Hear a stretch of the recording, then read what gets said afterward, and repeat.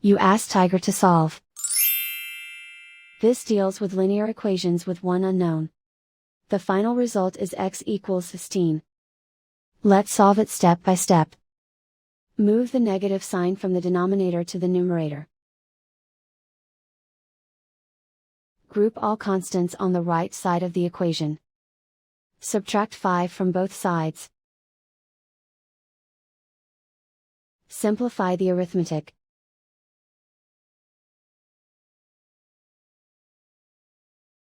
Isolate the x. Multiply both sides by 4. Group like terms.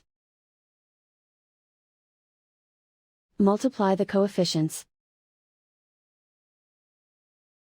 Simplify the arithmetic.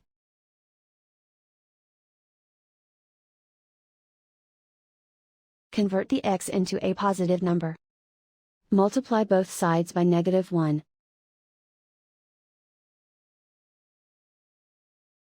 Remove the ones.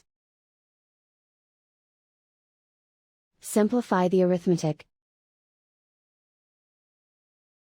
And so the final result is x equals 16.